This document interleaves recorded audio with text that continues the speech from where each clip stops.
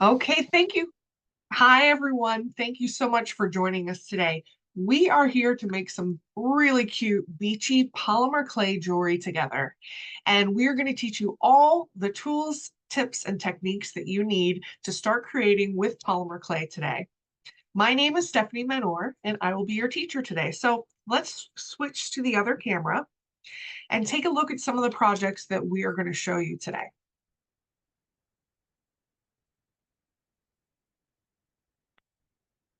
Okay, so we have some earrings, a bracelet, and a necklace. So first there's this earring where this piece is made from polymer clay, and you can see that it has a little texture. So we're going to show you how to condition the clay, how to cut the shape, how to add texture, how to bake it, and then how to assemble it. So we're going to be creating a basic loop here, creating a connector, adding jump rings, and adding our earring finding. So those are the techniques we're going to go through with that earring.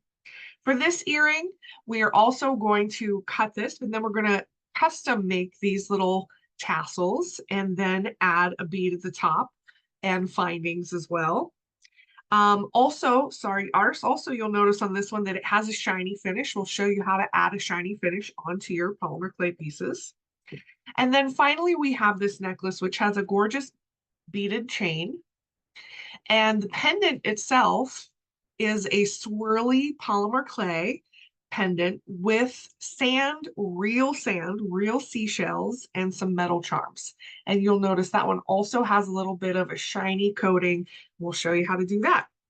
Finally, we have this bracelet, and these are custom made beads out of polymer clay. And we will show you how to do that and assemble that together in a bracelet. All right, so let's get started. We are actually going to start with this earring. This is the simplest of the pieces that we're going to be making. And we start with some polymer clay. So this clay I have been conditioning. So this, what I'm doing right now, is called conditioning. Conditioning is an essential part to polymer clay because it's through this that you warm it up, you get it ready, you get it pliable and ready to work with. So when you're using traditional polymer clay, that's always the first step in any process, is conditioning the clay. I'm going to bring in some supplies. So the first thing I'm going to bring in here is a ceramic tile. And this is a smooth, shiny ceramic tile that I got from the hardware store. And I like to work on this, and I like to use this as my baking sheet. I put this directly into the oven and I bake on it. Polymer clay is oven baked clay. So this is all going to have to go in the oven at some point, and we will walk you through exactly how to do that. It's a 250-degree oven for 20 minutes. And I will remind you of that when we get there. But let's start to work with clay. So here's clay. I've been conditioning it. I'm going to put it directly down onto my work surface. And make sure if you're getting one of these that you get a completely smooth, shiny finish. They have plenty of tiles out there that have textures to them. Any texture in the tile is going to impart to your clay. So make sure that you have a smooth ceramic tile, if that's what you want. You want to smooth back to it. Okay, so bringing in a couple other tools here. So first I have an acrylic roller, and then I have some acrylic thickness guides. And these, it's a little hard to see on camera, but these are 3mm. Kind of see, oh, right there, 3mm. And we also have 4.5 mm. And the way these work is they go on either side of your clay. And when you roll with it, it helps you to get your clay out to one even thickness. You've seen some of these maybe for pie crust, baked goods. Now I can see, if you guys can see, sometimes through the conditioning process, you'll get a little air bubble in there. Can you see that? That's a little air bubble. So in that case, let's just pick it up, push it down again, and roll it out again. It's a great thing with clay. You can always just start over. Okay, let's see. and an air bubble this time. Oop. Now, if your clay is sticking to your roller like mine did, you can take some cornstarch and put that on the roller, just like you would use flour in baking. Put some cornstarch on the clay itself. All right. Okay, so this is rolled out to one even thickness. I have off to the side here an assortment of clay cutters. So here are the cutters we're using in today's class. These cutters, well, pretty much everything on my desk is covered in a thin layer of cornstarch. And that's because I use that to make sure that things don't stick. So let's see, we're going to use this cutter, the square cutter or diamond cutter. And here's my little thing of cornstarch. And I just dip it in there. And then I go and cut. You want to push that all the way down until it hits the ceramic tile and then pull directly up. And then, of course, we have cutters in lots of different cute shapes. Like here's a little moon cutter. You would fill up the rest of this with whatever shapes you want to cut. And then weed out what you don't use. And then this clay, you can reuse this. I'll tell you how I store my clay is in saran wrap or cling wrap. I just put it in there and twist the top of it, try to keep out as much air as possible. And I have a little bowl off to the side of my work surface that I just have a bunch of leftover clay bits in.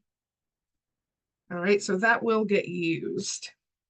Now, the benefit of working on a ceramic tile is you don't need to move your stuff around a lot. So, for example, if I wanted to bake this little moon and I need to transfer it to an actual baking sheet, I would need to use something like this. This is a blade that I take parallel to the tile, and I can reach under something and pick it up and move it. If you pick it up and move it with your hands, you can certainly do that, but you're probably going to get fingernail imprints and fingerprints in there, and it's just easier to scooch something under it and pick it up that way. And I also don't need the centerpiece. That's not a part of my earring design, so I'm going to take that out as well. Now, I can take a tool like this, which is a sharp little metal tool, and go around the edges and just kind of clean up a little bit. This step is optional, but any cleanup that I do now really helps me later, because then I don't have to clean up later after I bake it. Oh, I just realized I forgot about the texture. So our example has this leopard texture, and that is achieved through something like this, which is a texture sheet. They're double-sided. This side has little polka dots, and this side has leopard. But there's all kinds of patterns. These are all available. Everything we're using is available in Michael's jewelry making department. So let me just take it back here, take it a little bit back. And I want to show you how to use those texture sheets, because the texture actually comes before you cut it. So I'm going to sacrifice our little piece here, and we're going to take it from the top. Thanks for being patient with me. Forgot that step. Okay, cornstarch. Roll it out. Okay, now when it's in this state, I can add my texture sheet. Now for this, you really want a lot of cornstarch because you don't want it to be stuck in these little nooks and crannies. All right, so I lay that on and I take my roller, and using one hand to hold the texture sheet down and one hand to roll, I can start rolling. It helps if you stand up, and then you can use downward pressure on your work surface. But the key here is to hold that sheet so it doesn't move. It's going to want to move, but any moving will just duplicate that texture. So The goal here is to keep that in one place and use this to press that down. And that's what you get. Now we can cut it out. And the great thing about using textures is you can see right through the cutter. You can line it up to exactly where you want it to be. And pull straight up. And then weed out what you don't want. And again, I can kind of clean up this area and around the edges. It's nice to have your extra clay here. And this, when you clean up, you can just kind of wipe it on clay. And you can go around the outside edges, just making sure there's no funkiness, making sure our cutter cut all the way through, and it's looking good. And so this is ready to go into the oven. So I can take my whole tile and put it into the oven. Don't worry about the extra cornstarch. That can just go directly into the oven. So you want to preheat it to 250 degrees Fahrenheit and cook this for 20 minutes. If you are cooking something that's very thick, you may want to cook it for longer. For example, in our class last week, we made beads, and these beads are a lot thicker. They're smaller, but they're thicker than this. So I baked these for 25 minutes. You always want to err on the side of baking a little bit longer. In a 250 degree oven, you're not going to bake it. I mean, you're not going to burn it. It's not going to go brown on you. 5 more minutes should be fine in 250 degrees. All right, so we're going to pretend that we baked that. And here's what it looks like when it comes out of the oven. This is baked polymer clay. You'll see that it's very, very flexible. That is the sign of properly baked polymer clay. It will be flexible. If your clay comes out and it is brittle or snapping, that usually means that it hasn't been baked enough. It hasn't gone through the whole polymerization process. So err on the side of baking it a little bit longer. All right, so here's our example. So the first thing we need to do is we need a hole up here because that is the attachment point for all of our findings. And you could create that hole before you bake it. Let me slide this back in here. I could go in here with a sharp point and create a hole like that before I bake it. I don't love doing it that way. I tend to not center things and I don't make the holes all consistent. So I much prefer using a little hand drill after this comes out of the oven. This one already has a hole in it, but I'll just show you how it works. You place the hand drill. This is available at Michael's as well. And just turn that. And it just takes a few seconds to get through here. And then you have the holes placed wherever you need them, depending on what elements you're adding next. If I was going to add some type of a tassel or chain dangly from the bottom, I may need to add holes down here too. All right, so next thing we need are some findings. We're going to need some jump rings and an eye pin. So now we're getting into basic jewelry making here. So we're going to be dealing with some basic findings.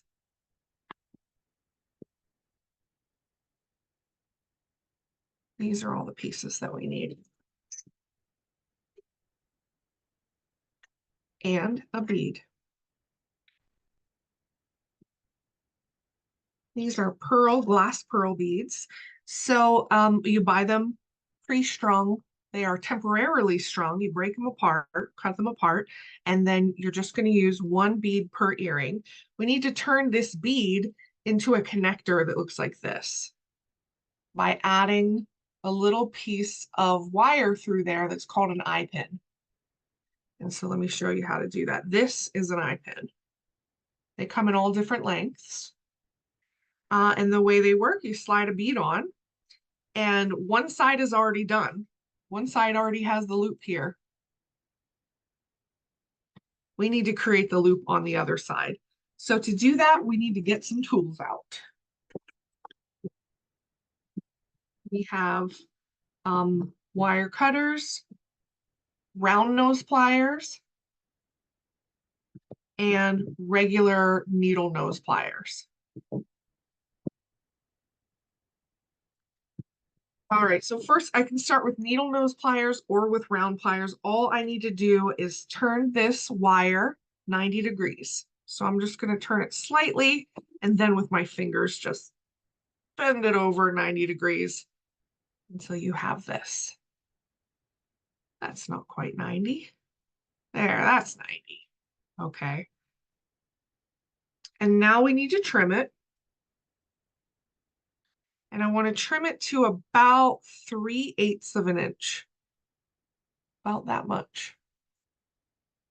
And always hold on to the end because it will fly across the room and your foot will find it in about a month. So fair warning. Okay, now we switch to round nose pliers, which are these. These are special pliers that have cone tips. And these are meant for making loops. So we grab it at the end of our pliers and at the end of our wire, and we twist our wrist back toward us. Oop, and if it, just gotta grab again if it lets go. Twist it back toward us until your wrist can't twist anymore. And you have something like that. Grab it again where your wrist is comfortable and twist it more in the same direction. And that just completes that loop. So now we have a bead connector. And this exact process that I just went through is how you make rosary chain, which is a series of these little connectors connected together like this. Okay. All right, so we have all of our pieces here. Let's connect them. First, we're going to need a jump ring to go through our polymer clay piece. So here's our jump ring. It has a break up here on the top, so I've situated it toward the top. And I just want to bring either with 2 pliers or 1 plier and fingers, open up the jump ring by bringing one toward me and one away from me. Go through the hole. Before I close that, I'm just looking on the example here. Before I close that, I want to add another jump ring. And let's close that up. Okay, so now I have my next little jump ring here, which now I need to open that, or maybe not even.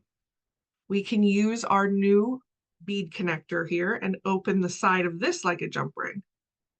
Just bend it open a little bit, thread that on, and close it up.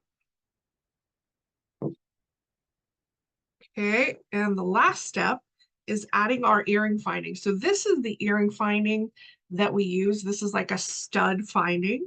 It goes through your ear and it already has a loop. Of course, you can always use the classic ear hook rather than this. It's just a personal preference. And I'm going to open this side like a jump ring. Slide that loop on. And close it up. And there you go. There's your completed earring.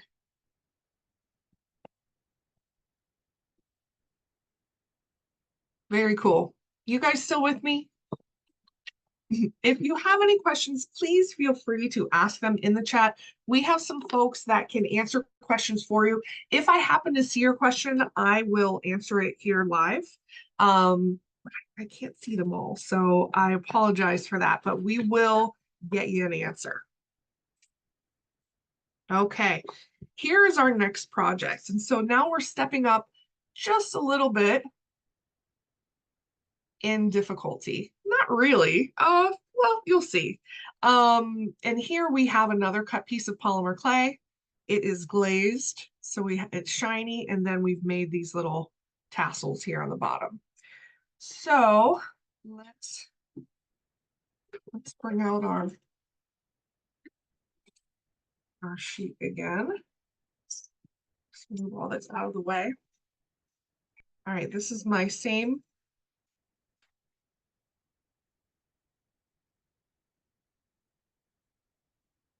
Just cleaning it up a little bit. Now for this one, this is where it gets a little different. Sorry, just a sec. I'm looking for my clay.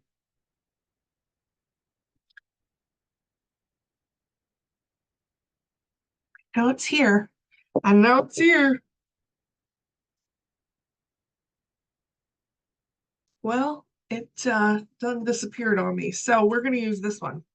So this type of clay that I'm going to show you now comes with the patterns already in it, which is a whole new thing in the world of polymer clay. You may never have seen it before, but this was developed specifically to make polymer clay jewelry, because polymer clay can be used to make a whole wide range of things. And using it to make jewelry has become very, very popular. So this is a slab of polymer clay with those colors, those patterns already in there. Oh, I know where. Found it. Got it. Here's the pattern I want to use. There it is. This one, you'll notice, has some gold foil in it. Let me open this one instead. It comes in this little tray. Keep this tray. This is great for storage of leftover clay. And find the edge of it. Let's open this up.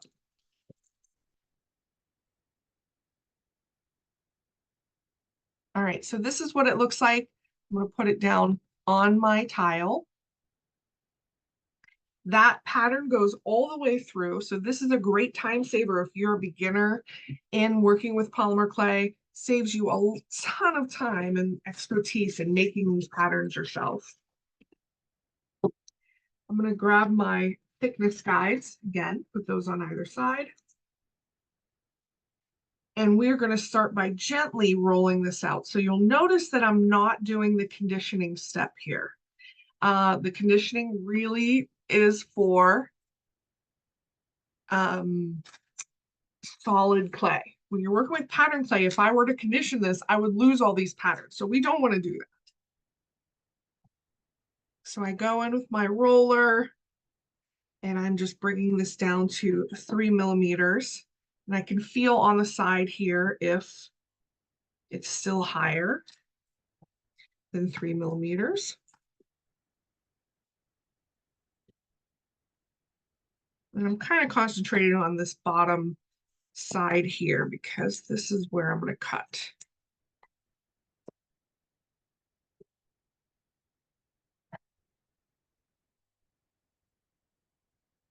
Okay, I think we're good. All right, for this one, I'm using an art shape cutter, which I'm going to dip in the cornstarch. And then find here where I want that pattern. And press down.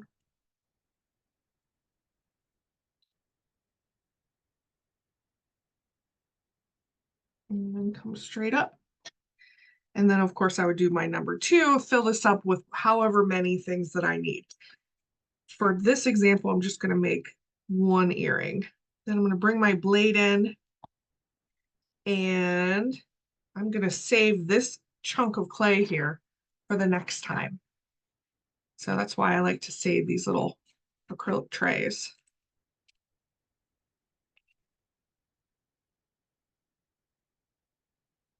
And that keeps the air off of it.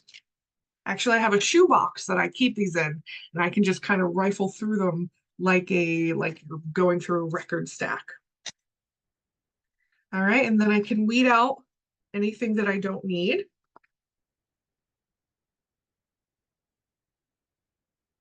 And again, clean up the edges if I feel like they need to be cleaned up. All right, and that's ready to go into the oven. 250 degrees, 20 minutes. And you'll end up with something like this. This has already been baked and cooled.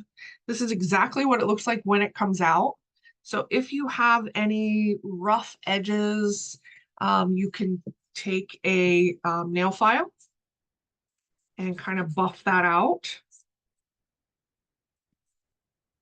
just to kind of perfect it.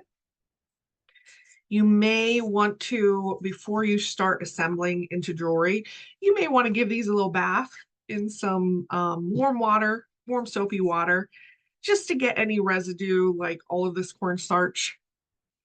Just cleans that off.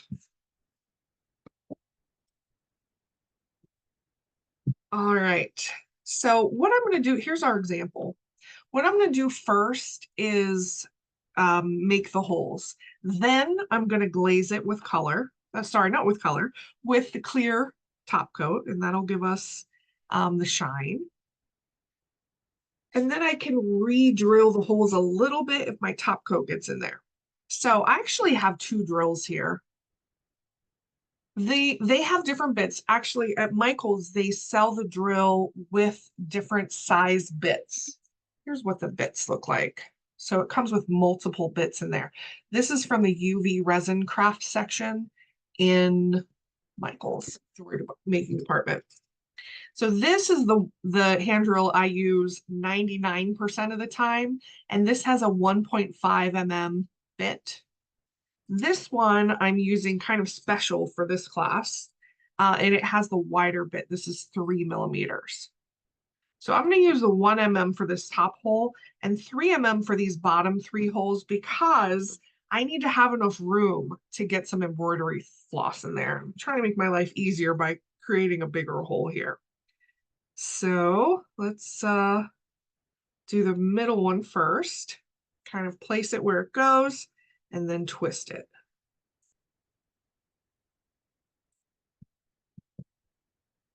And see what a nice, clean, just comes out perfectly.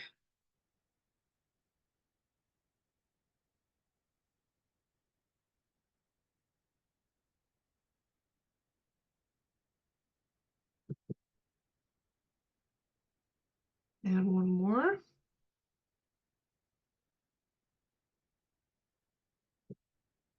Now, if you have like a Dremel drill, little electric drill, it'll go even easier for you. And now at the top, I can use the same bigger hole at the top, but just for sake of being excited that I have 2 hand drills now, I'm going to use the smaller one. Okay. Now all this leftover stuff, yeah, you could sweep that up and throw it away. Or you can take some unbaked clay and mush it in there. And then if you use the same piece of clay as like your cleanup clay, eventually you're going to have some really cool patterns and things going on there that you can bake into a future piece. All right. All right, let's talk about the top coat. So that is done with UV resin, and I also teach classes on this product on michaels.com. If you ever want to check out a full-length class, it's a fascinating jewelry material to work with. It's so fun and versatile. And so it's a liquid that cures under UV light. And so Michael sells the UV light as well, which I have here. And so you can just hit the button, it turns off and on. So yes, everything that we're using here today is available in stores, in Michael's, in the jewelry making department, or on michaels.com.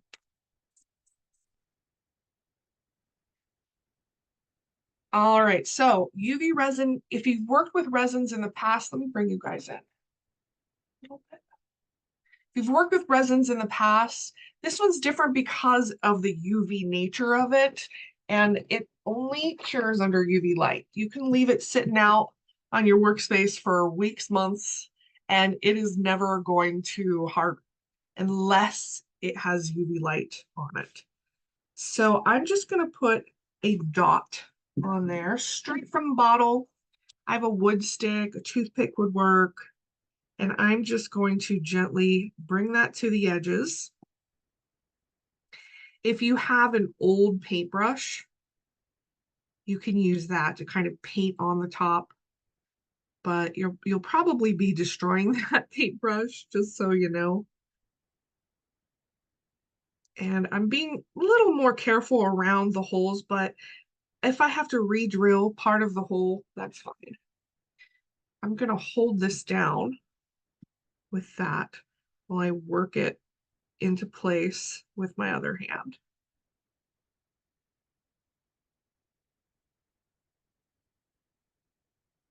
I'm really just bringing it to the edge, not over the edge.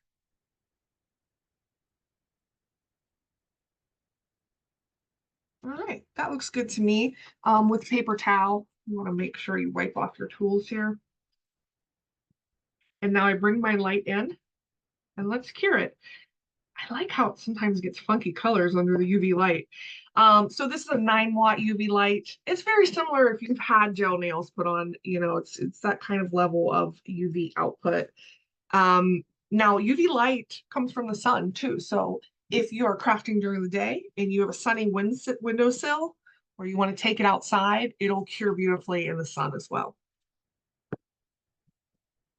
So this UV light will work for 1 minute and then it automatically switches off. I would cure this for 2 minutes just to make sure. It's a thin coat, so you don't need that much. Just to make sure that it's cured all the way. I would cure it for 2 minutes. But really after 1 minute, it's going to have that hardened coating. Okay, so while that's going, I'm going to switch gears a little bit. And I want to talk to you about this bead that's at the top of our earring, because that's also made from polymer clay. Now I'm going to go through this process of making a bead really fast because we just did a whole class on this a few days ago. And if you can put the link to that class, we did a whole class on bead making and wire working with polymer clay. So, but I'm going to go through the process really quick here. So I'm going to take a piece of my leftover clay from that project. And the top of this little machine that I brought out here, let me zoom you out again. There you go. This is a bead maker. And this is exactly how it works. You put some clay in there and you move it side to side, and it has these channels to create 3 different sizes of round beads, 10 mm, 8 mm, 6 mm, and mine has clay all over it. So this little piece in here is a clay portioner. It helps you get the exact right amount of clay to work with. But I've done this enough that I can kind of eyeball it at this point.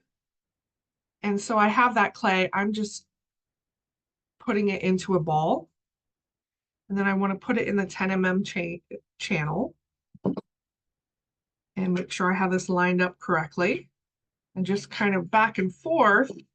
And if I'm left with something that's oblong like that, that means that I have too much clay in there. So I'm going to pinch off a little bit and just try it again.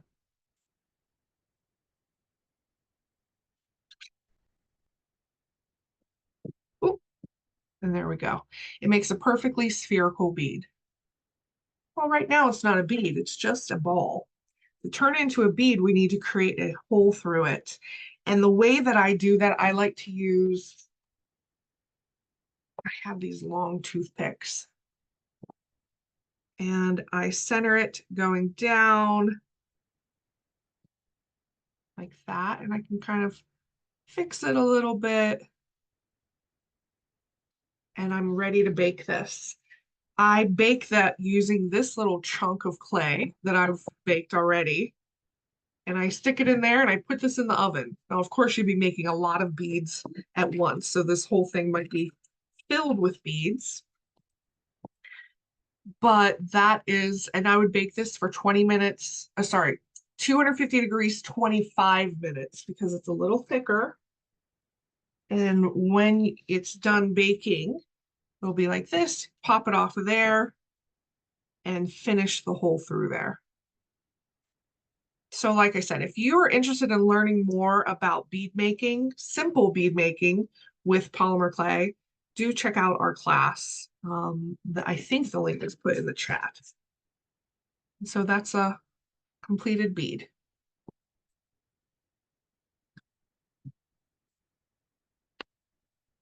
So this went for 2 minutes. And I'm just looking at the holes here. I can kind of clean those holes up a little bit if a little bit of resin got down in there. Just so that when we go to make the tassel, it goes smoothly.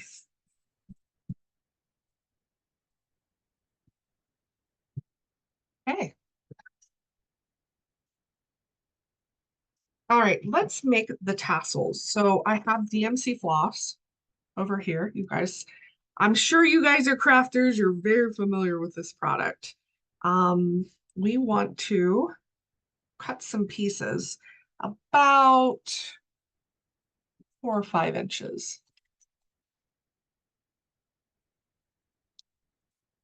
We don't have to be super consistent here because we're going to give it a haircut. I'm just going to do 3 pieces in each hole. And to help me do this, to help me string that, I'm going to want to use a needle. This is the needle that I suggest. It is a big eye needle. This is a beading needle. Here's what the package looks like in stores. From Beadalon, you get 4 of them. And the whole thing is a big eye. Here, I've opened it. Can you kind of see? Oh, that's hard to see. But the whole center of it is an eye. It's not just the eye of the needle is on one end. So this is used for jewelry making because it makes it just really easy. It's flexible. The whole needle is flexible. So I can string a piece of embroidery floss through here, just at the end of it, and use that to help me get it through. And we're going to do all 3 pieces in one hole. I lost my center. It's so small. There we go.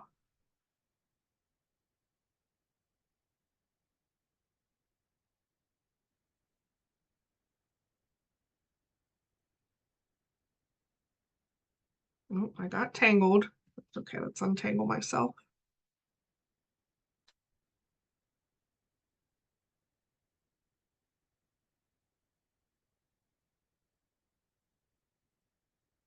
Ooh, come on, you. There we go. All right, one more. Just trying to make sure that these don't pull out. All right, find that center again.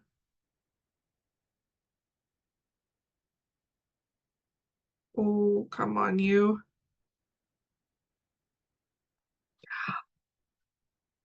Now, I was talking with our jewelry designer. She uses pliers to get in there. Maybe I should do that. Yeah, and of course, there you go.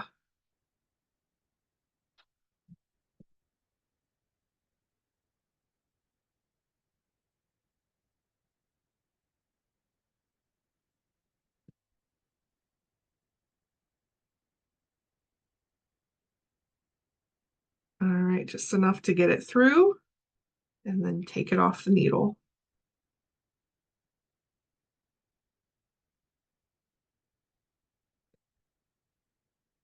There we go. All right, so we have 3 pieces of embroidery floss going through there. And I'm not going to adjust them much. We need a 4th piece of embroidery floss.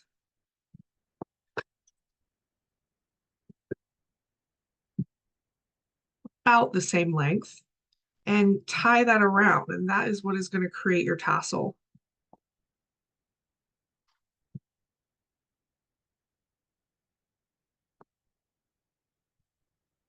So you want to snug it up to the top of your clay piece and just do a simple overhand knot.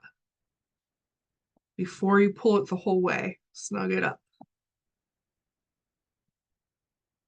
And I'm going to try to situate these ends toward the back. Maybe I can just twist that knot, because those ends are just going to become part of the tassel. Maybe you can even get your tools in there. I'm just trying to get that knot all the way to the top. All right.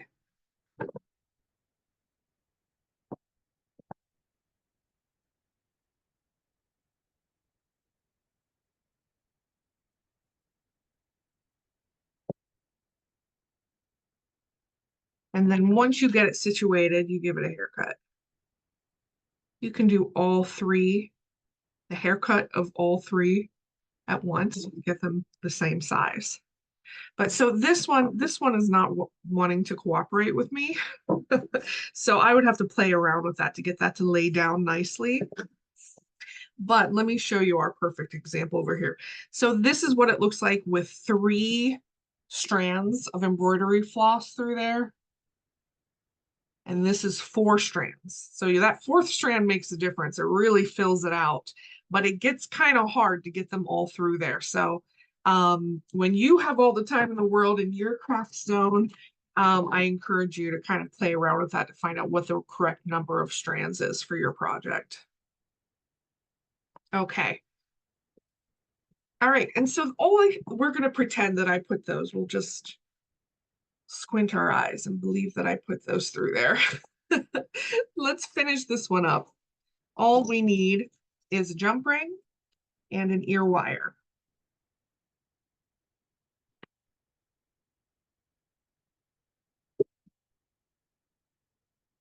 Here we go.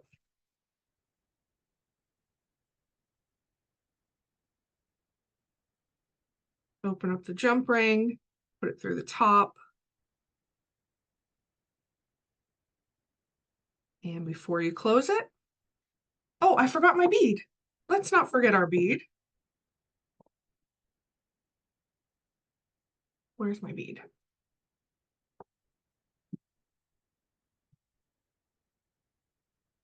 Ah, so just the same process that we did before with a simple loop. At the top, we need another eye pin, thread that through. And then we go 90 degrees. And snip that to 3/8 of an inch. And using our round nose pliers, grab the end, bring it toward you, and keep turning. You can kind of fix it if it's not quite straight. All right, let's put this connector on our open jump ring. Close that up.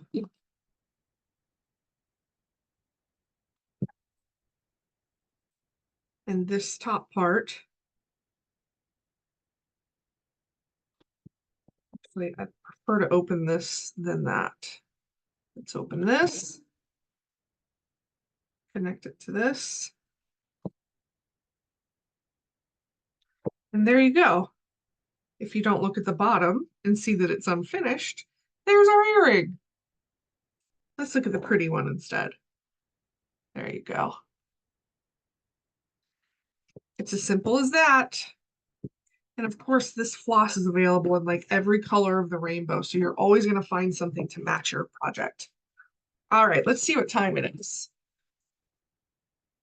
Okay, I'm going to do this. I want to get through this really quickly because this is such a cool project. I love this pendant, endlessly customizable.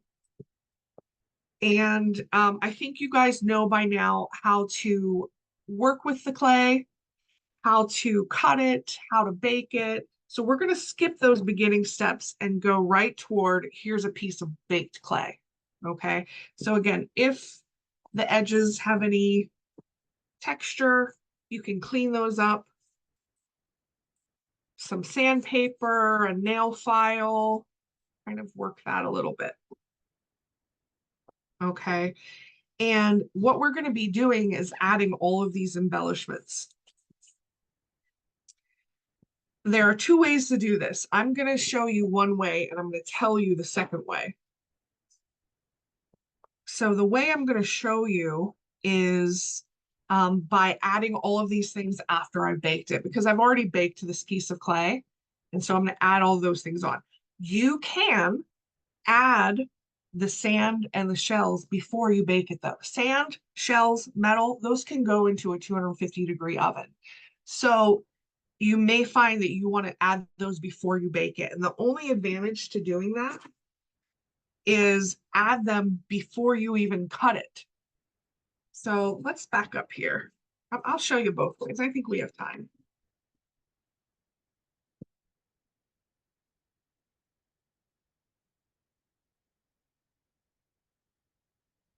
Cleaning up my tile here.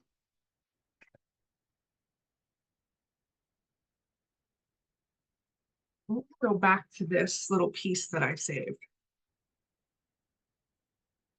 So with my cutter, I'm going to just lightly put a little indentation in there so I can see. So that is the area that I'm going to be decorating.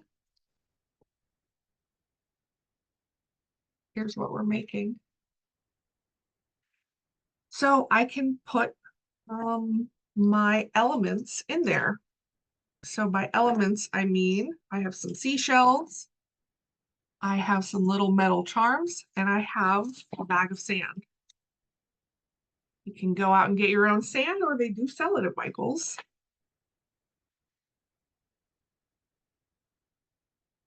And all I want to do, it might be better to get some tweezers at this point. Get tweezers.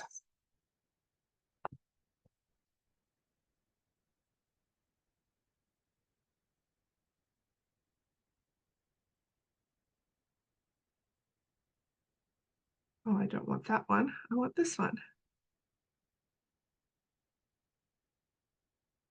Kind of place my things. I'm gently pushing them down into the clay. That's the other benefit of using clay before you bake it.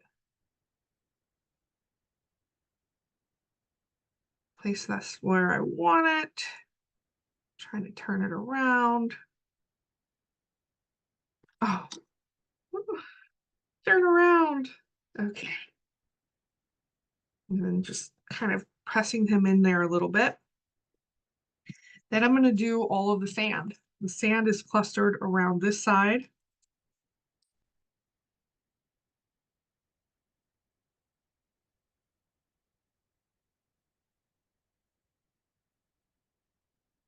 And I'm going to press that in.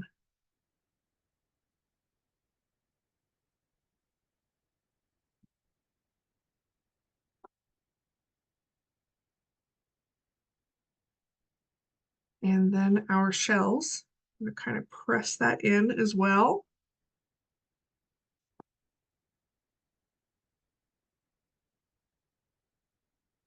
And of course, when you are in your craft world, you can take all the time to get these placed perfectly and to make a beautiful composition. I'm just trying to, I want to get through this so that I can show you a little bit more of that last bracelet. Adding one more seashell here, starfish, pressing that in. Okay. So you can take time, fill up every little area with sand, but now what I'm going to do is cut it. So cutting it in this way,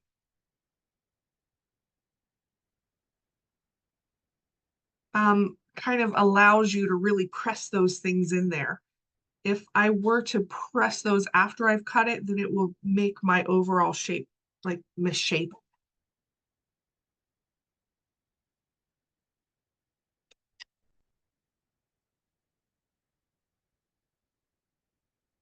Okay, come right back up. I'm trying not to bring, there. And then weed this out gently.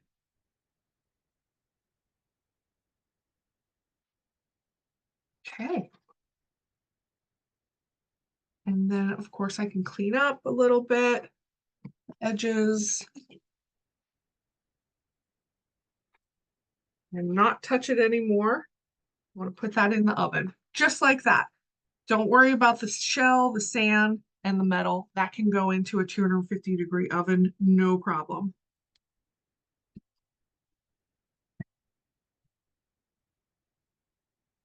All right, so when you bake it, I would bake this for 250 degrees, 20 minutes, and then you'll end up with something like this. This is a slightly different pattern, but this is our example. And we want to set all of that stuff in place and give it a glossy finish. So I'm going to pull out the UV resin again, do a nice coat over that.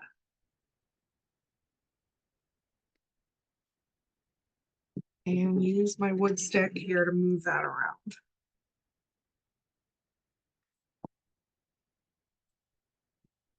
Same thing, you can kind of hold it down with one tool while you move that resin around with the other. And this blue surface that I'm working on is a silicone mat. Silicone mats are really, really handy when you're working with UV resin because the cured resin doesn't stick to it.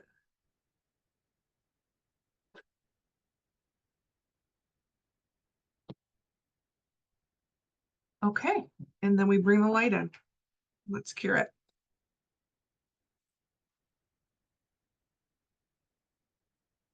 So again, I'm going to cure that for 2 minutes. In the meantime, let's look at that necklace again. So this necklace, you can put it on a simple chain, which are finished chains are available at Michael's. They've got a lot of different chain link styles. Just move this. This is where the silicone mat really comes in because that I can just cure in place and it's not going to affect anything. It'll peel right off. So you could use a plain chain, but instead of doing that, we have made this gorgeous beaded chain with some little starfishes. And you already know how to do that because that is the same technique that we used earlier using eye pins and beads. So I'm just going to do one. Okay, that went for a minute. Let me run that again. I'm just going to do one of these starfish beads.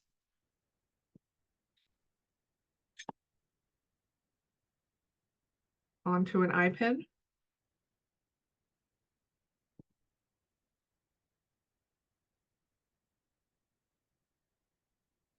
And 90 degrees, cut it.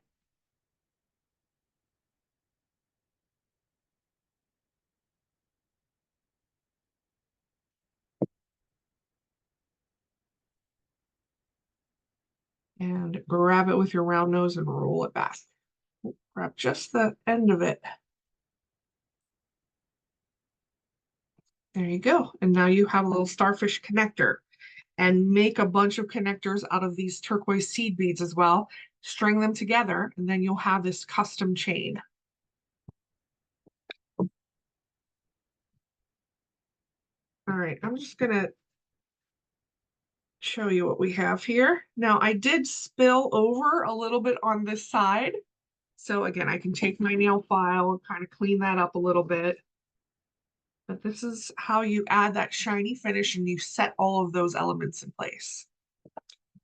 Underneath here, I just wanted to show you that that just comes off like that. It cures in place and it does not stick to silicone. So make sure you protect your work surface with something that's silicone and you can clean up very easily. All right, so let us put a hang hole in the top here.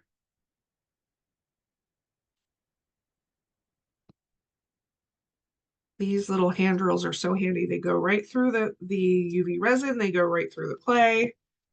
Back it out of there. And let's get a large jump ring.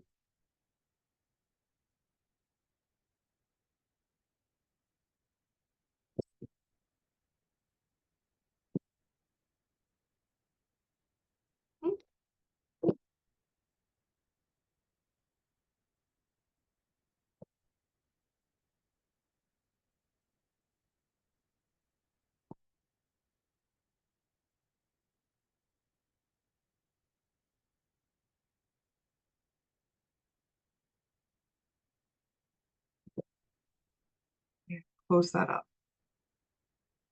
And then here you have a pendant that you can string onto a chain or make a little key ring out of it, a little lanyard.